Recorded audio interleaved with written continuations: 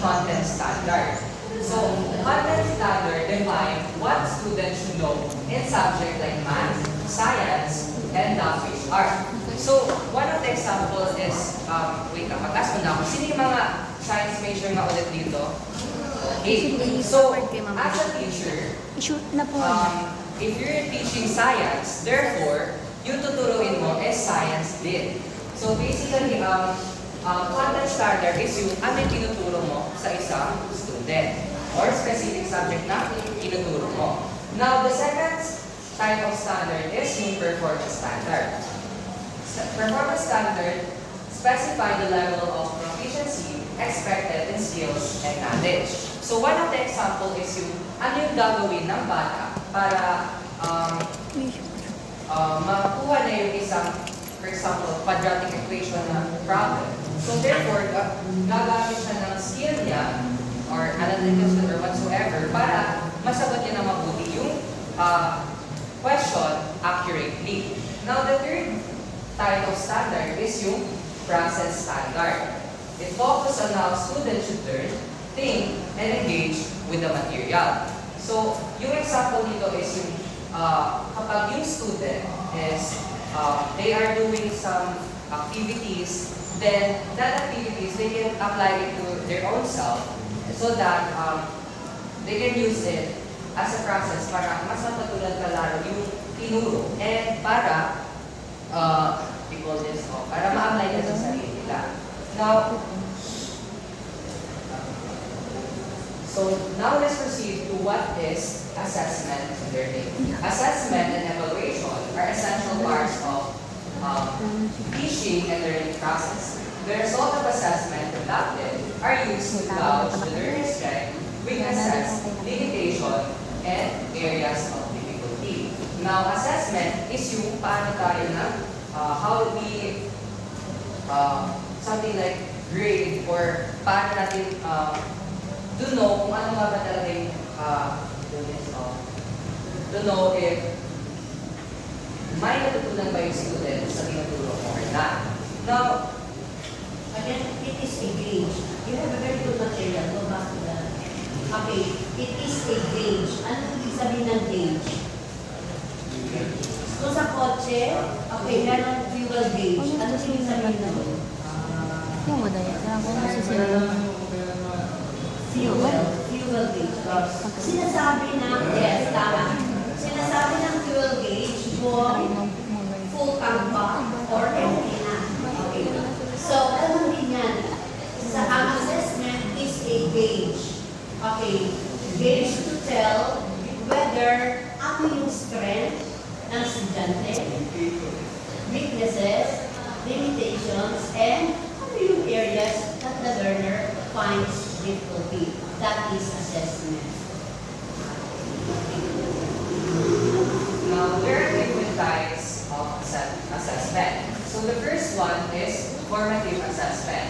This is the ongoing check, such as quizzes, discussion, peer feedback to guide the instruction. So yung example na sinabi na is yung quizzes, ginagamit siya para malaman if may natutunan ba talaga yung student or not. Now, the second one is yung summative assessment.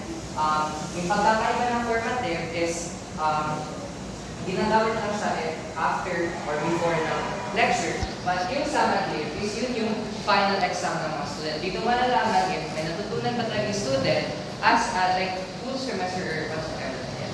Now, the third one is the standardized testing. It measures the student performance against a common benchmark. Now, one of the example is yung end-of exam natin dito sa WIMSU. This is common benchmark para malalaman if you are qualified ba para makapasok sa school or not. Now, the fourth one is yung authentic assessment. Now, authentic assessment is a real-world application such as portfolio or presentation. Now, it is authentic since yung mga sinusulat natin sa mga portfolio na yan and yung mga presentation, laman niya is yung mga real-world problems and assessment para real-world assessment para ma-apply ng student sa kanyang sarili mismo. Now, the difference between this, Yes, legal, you're correct na. Yung authentic assessment, it is done through portfolios. Okay. You file all important features or yung talaga natin information about the class or if you are BKED student, okay, yung authentic assessment is they would be asked to pay, to dance, okay. So, kasi ganun, through presentations, ganun ang field. For you, what is your major? math po.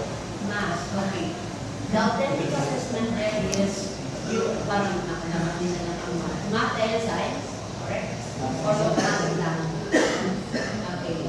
So, for this class, okay, because you are a mathematics major, you can do also some presentations like solving problems, numerical problems, and so on.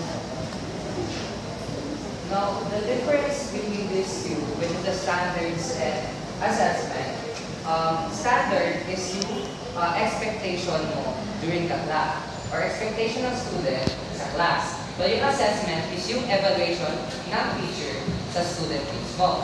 Now, standard is very important since ito yung nag-ensure para maging structured yung learning natin at para yung learning is kalakip dun sa, or may connection sa kung ano yung mga learning needs ng bata. Now, yung assessment naman is ito yung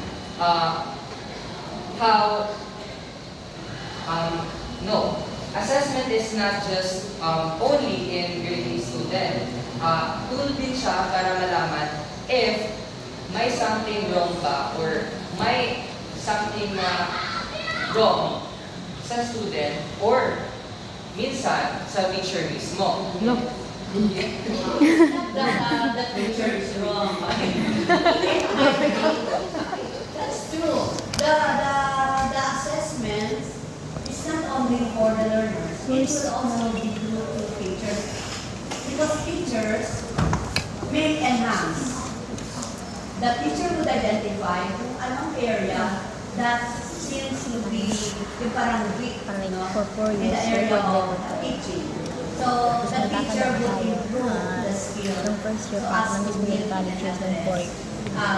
the learning 10 skill years ng na. the 80 student. years pa niya. It is, Isend ko lang hindi sa ibig sabihin na kung buhay tayo natin. anong binigay ng test ng Siya pa kung buhay tayo pag It will allow the teacher to improve in his or her teaching skills. Nagturo dyan sa kabantay sa Alutala.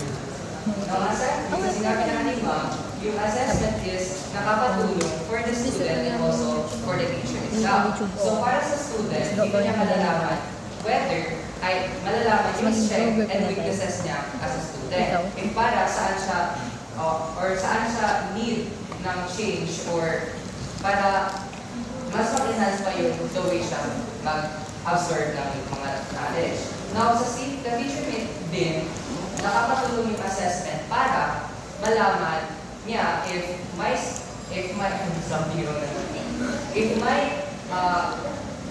for example, nalaman yung student na poor yung academic track ng student, doon niya malalaman if need niya i-change yung strategy na the way siya magtulong or yung bata talaga mismo yung ay something else na.